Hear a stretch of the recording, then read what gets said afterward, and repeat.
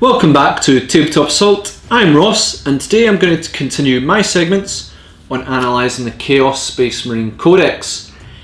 Today I'm going to look at Havocs, basically Chaos Space Marines version of Devastators for those who don't play Chaos Space Marines. A bit of an interesting one, these guys, certainly sort of heavy weapon teams have taken an interesting turn with this edition. And I think there's some interesting points to talk about when we're specifically talking about Havocs and how they work in the Chaos Space Marine Codex. So yeah, how this usually works, I'm going to talk about the stats you will find in the book. I will talk about the war gear options available to them and any special abilities that may be applicable. I will then talk about loadout and suggested roles for the unit that we're talking about. I will then look at Legion traits if available, psychic abilities and recommended stratagems. I can promise you there's a lot to talk about when we're talking about Havocs. So yeah, with that, let's have a look at the unit. So, really comes to no surprise that their basic stats are Chaos Space Marine. Movement 6, Weapon Skill Bliss Skill 3+, Strength and Toughness 4, Wounds 1, Attacks 1 with 2 on the champion, Leadership 7 with 8 on the champion and 3+ armor save. All basic for Chaos Space Marine, and their standard armaments are bolt gun, bolt pistol, frag and crack grenades, and I believe that's the same for standard Chaos Space Marine, and I believe they're also the same price as well. What's interesting is that firstly anyone may replace their bolt gun with a chainsword, which I highly recommend you don't do. Next up is up to 4 Havocs may replace their bolt gun with one item from the heavy weapons or special weapons. That's their kind of all important part. You can take more in Havoc squads to mitigate wounds, but the important thing is those 4 that you start with, Menace Champion, are going to replace their bolt guns with something nice. The Sparring Champion may replace bolt pistol and bolt gun with items from the champion equipment list. I'm going to say this straight off before I go into loadout and suggested role. I would almost keep them bolt gun. I really don't know. You can sometimes take in a plasma gun or something if you want, but I think it's just fine to keep him on something plain, maybe a power sword if you're feeling fancy. One model may take a Chaos Icon. I'll talk about that a wee bit later. So, the special abilities they've also got is Death to the False Emperor. If somehow you get Havocs in combat, why? Then on 6s when you punch an Imperium unit you get an extra attack. They can't generate additional attacks this method after you've done it. That shouldn't play much of effect when it comes to Havocs at all. If you get them in combat, I weep for you. So yeah, Havocs are kind of like Chaos Space Marines in that part. However, there's a couple of key differences on them. So there's a lot to say about Havocs in the Chaos Space Marine Codex, and honestly I'm beginning to see them kind of shine. I've never really been sold on Devastators and Havocs in previous editions due to the rule of when you move you can't fire your heavy weapon. I think that is how it was in 7th edition. It's been a while now. So the -1 to hit now is not nearly as bad. Still, you want these guys to be armed with heavy weapons to hunker down somewhere and rain down hell if possible. If armed with special weapons, then stick them in a Rhino, possibly 2 units of them, and then run down the field and unload your firepower. However, part of me would go with Chosen for this role to get the most out of special weapons, and you need to get in close and do the damage. Then this means you're likely to probably get charged afterwards, and Chosen can do better in combat because they've got 1 extra attack. So yeah, I would almost deal with Chosen for that one. They're a bit more expensive, but at least they might get to fight back, possibly. Now, when I look at, Havocs, I sort of want them to be as far ranged as possible, and at the moment armed to teeth with heavy weapons. I personally have a huge amount of these guys armed with a whole bunch of different armaments, which I'm about to go into, currently in production, to make sure I have all the viable options possible. So with that, let's speak about their loadouts, and they're all ranged loadouts if you couldn't tell. First one is going to be called Daka Daka Daka. I'm an orc. So let's begin with an oldie but a goodie. The old heavy bolter, once attached to tactical squads, which was meh if they moved. These things saw big improvement in 8th edition. Heavy 3, strength 5, -1 AP, 1 damage. Sees they should be able to shred troops fairly reliably. They also come in at a bargain for the amount of points that you actually spend. Honestly, in previous editions I've never been sold on heavy bolters. Now I think you can't really go wrong with them as a general all-rounder and a good price point. If you know your opponent is bringing plenty of 1 wound troops with medium armour, yeah, heavy bolters, just tear them apart. Next up is Daka Daka Daka, I'm a looter. Alright, I'm probably cheating with this name a wee bit, but you know, the point is in this one, don't take heavy bolter, take autocannon. Why take an autocannon? Well, these are slightly less shots, I think it's only 2 shots.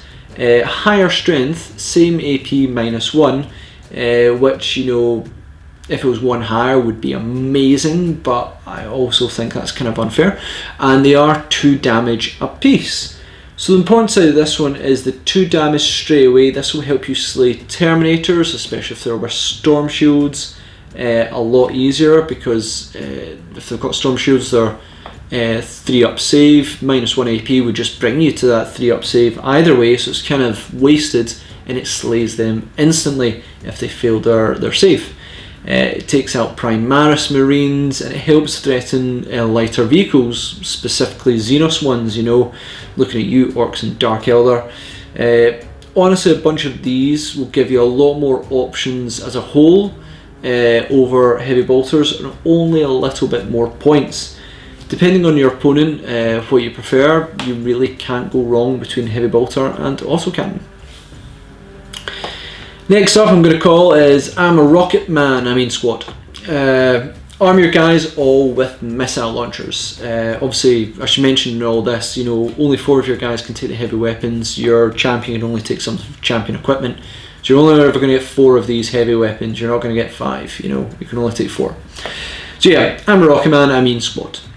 Arm your guys all with missile launchers. Now, I have come to fear missile launchers quite a wee bit when I'm facing against Devastator squads. I've felt it a few times when I've been playing against Blood Angels, and I think as Will absolutely loves bringing missile launchers. Even in a tactical squad, they've proved to be quite a pain. They give you the option, you know, they're a bit of an expensive all-rounder.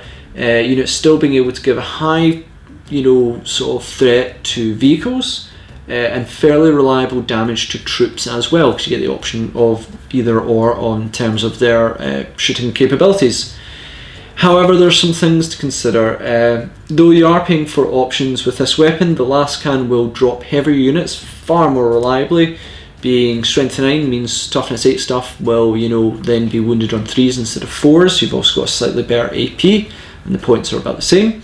And, you know, in terms of troop killing capabilities, the heavy bolter is better AP, better strength, and has a reliable amount of shots, meaning you will probably kill more, though you have a chance of getting more attacks. The -1 AP is very important, and the extra strength will help against general troops as well.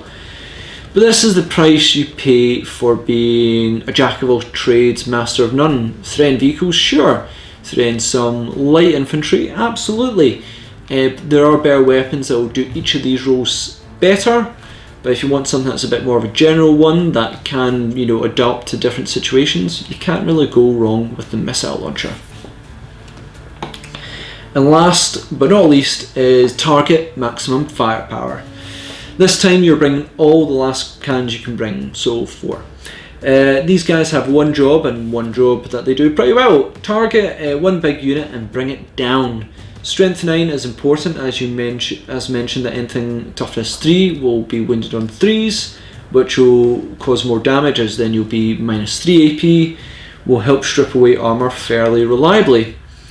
Anything else, well, you don't really want to target troops. Monsters, Titans especially, those without involved saves will absolutely hate last cannons. If you do need to buff these guys, well, you know, that's kind of important to make sure they're absolutely more reliable. But yeah, we'll get into that a bit later. Honestly, all are good options and they all serve sort of different purposes. It's hard for me to make a call and say this is the right one for you to invest your money in. If I was to make a recommendation, I would probably go with auto cannons and missile launchers. Missiles will give you the general firepower option and choice between that, while autocannons will give you the option of shredding sort of light vehicles and multi-wound troops quite efficiently. However, super interested to hear what your thoughts on sort of the best loadout for Havocs. So yeah, Legion traits. Though Legion traits in the Chaos Spaceman book do heavily sort of go towards the combat side, boy do some of them really actually benefit Havocs quite a lot. With that, let's talk about them. So the main one we're going to talk about, surprise surprise, is Alpha Legion hidden in plain sight. Your opponent must subtract 1 from hit rolls that target units for this trait if they are more than 12 inches away. So these guys do not want to be up close to your opponent like at all, unless they're taking special weapons, then okay. But I recommend heavy, sit back and fire away. -1 to hit will see their survivability soar, and with other abilities can make this even more so. Your opponent will want to take out Havocs fairly soon because they're a pain, and with all those heavy weapons makes them a very delicious target. So making it harder to hit, dissuading plasma, what's not to love with hidden in plain sight. So yeah, highly recommend it. Iron Warriors, Siege Lords. Enemy units attacked by this unit with this trait do not gain the bonus to their saving throw for being in cover. In addition, you can reroll failed wound rolls for that unit with this trait when they target a building. With the anti-vehicle stuff, this may not be so helpful because vehicles have a harder time claiming cover, except for Admech, who love to sort of try and spam Shroud Slam as much as they can. So yeah, telling their canticle is useless, you ignore it all. However, with heavy bolters and auto cannons, this option may be pretty darn good. Very good at taking out other heavy weapon teams that are entrenched, a little bit easier, and also in case any sort of like Terminators are trying to hide away from you. Yeah, situational, but generally not bad either, especially on the heavy bolters and auto cannons. Psychic abilities. Havocs, they benefit from psychic abilities more than you probably think. Well, if you played them, then you probably know they do benefit quite a lot. But it makes them a very viable option to have a sorcerer sit beside a unit of Havocs, really to use both their abilities to buff these guys quite significantly. So yeah, having a sorcerer mate around is going to help them quite a lot. So with that, let's talk about the abilities that will help. Prescience, Warp Charge 7. If manifested, select a Heretic Stash unit within 18 inches of the Psyker. You can add 1 to hit rolls for that unit until the start of the next Psychic phase. Havocs are going to be a real good choice for this. All their weapons damage a lot, so ensuring that they hit is pretty essential. I don't know what more I can really say in this one. Hitting on a 2+ if you don't move is great. From the heavy bolter to the last cannon, 2+ to hit is really going to make your efficiency a lot higher with these deadly weapons. So power 1, Prescience. Next up is thinking about their survivability. So I would go with Miasma of Pestilence, Warp Charge 6. If manifested, select a visible Nurgle Heretic Stash unit within 18 inches of the Psyker. Till the start of the next Psych phase, your opponent must subtract 1 from all hit rolls that target this unit. So this is one of the few occasions where I'd probably go, Miasma of Pestilence over Delightful Agonies. Why? Because if you go Alpha Legion, then you're looking at -2 to shoot these guys if you're more than 12 inches away from your opponent, which is simply awesome. So you're Alpha Legion for hidden plain sight, and you're also Mark of Nurgle to get Miasma of Pestilence. Being able to be -2 to hit these guys means their survivability is going to skyrocket. Plasma is not going to want to touch them. Generally, it's going to be really, really good. There's only one thing that might make me think Slaanesh might be better, but we'll go into a combination of them in a minute. So the other survivability is, of course, Delightful Agonies, which is Warp Charge 6, Mark of Slaanesh only. If manifested, select a visible Slanesh Heretic Sash unit within 18 inches of the Psyker. Until the start of the next Psyker phase, roll a d6 each time a model in that unit loses a wound. On a roll of 5+, it does not lose the wound. Well, this is again not bad for these guys. You know, simply put, I prefer -2 to hit. Still ignoring 1/3 of the wounds that do go through will still keep more of the weapons alive. Also, there's a key stratagem that requires you to really be Mark of Slanesh to make these even better. Speaking of which, let's speak about the stratagems. So Veterans of the Long War cost 1 command point. Use the stratagem when a Heretic Sars infantry or bike unit is selected to attack in the shooting or fight phase, excluding Renegade chapters. You can add 1 to all wound rolls made for the unit until the end of the phase. Well, I have spoken about this stratagem way too much. However, Havocs may be one of the best units to sort of benefit from this in the shooting phase. There are other units who do benefit from this heavily, and we'll get into them later as well. But you know, the reliability of the amount of shots you get, the strength, the damage, means that you know what you are getting when you use Veterans of the Long War. Hitting some kind of heavy target, then you're going to be wounding on 2s. If you're taking last cannons, which is really handy. Auto cannons, heavy bolters, basically you can't go wrong with Veterans on this unit. I think it's absolutely fantastic. Next ability is going to be Endless Cacophony, Slanesh only, costs 2 command points. Use the stratagem at the end of your shooting phase, select a Heretic Star Slanesh infantry or bike unit. This unit can immediately shoot again. So this is really the why you want to be Slanesh with Havocs. You know, look at your Havocs. Hey, did they do pretty good in the shooting phase? Are they currently benefiting from prescience, so they're hitting on 2s? Are they currently benefiting from Veterans of the Long War because they're getting +1 to their wound rolls? Then for 2 command points you can do it all again. In the shooting phase, this will be the combination you really want to go for. The destruction you can unleash is simply awesome. Add in a Chaos Lord nearby if you want to reroll 1s as well, if you're so inclined. But if you have prescience off on these guys, Veterans of the Long War, add on Endless Cacophony, these guys should do damage. So yeah, shame this is Slanesh only, you know, they get all the toys, but don't complain, just fire again and love it. It's going to be great. So yeah, that's sort of the combination I would recommend there. Last stratagem I'm just going to speak about, because I'll never speak about it otherwise, is Flak Missiles. Cost 1 command point. Use the stratagem just before a friendly Heretic Stars infantry model attacks a unit that can fly with a missile launcher. You can only make a single hit roll with that weapon this phase. However, add 1 to hit roll if they hit the target, suffers D3 mortal wounds. I thought I'd mention this one because people think missiles and flak missiles, and you might go missile launchers with the Havocs. But honestly, I don't rate it that much because D3 mortal wounds is okay, and you only need to hit to cause it, you don't need to wounds. But really, spend a command point could be spent better elsewhere, i.e. Veterans of the Long War and Endless Cacophony. Though remember, this affects all units with fly, so this includes jump units as well. So if a lord, say a Haminator captain with, you know, the hammer and the storm shield, then yeah, you know, you get +1 to hit them, meaning you essentially hit on 2s. If you do hit, that's D3 mortal wounds straight past their storm shield, which the Haminator will not appreciate. I still haven't fired, I think, a missile launcher in 8, so I'm yet to tell if this is pretty good, but the chance of doing 1 mortal wound and then maybe 3 for a command point, I feel command points can be spent better elsewhere. Veterans of the Long War and Endless Cacophony. Yeah, so that's kind of my views on Havocs. I really like them.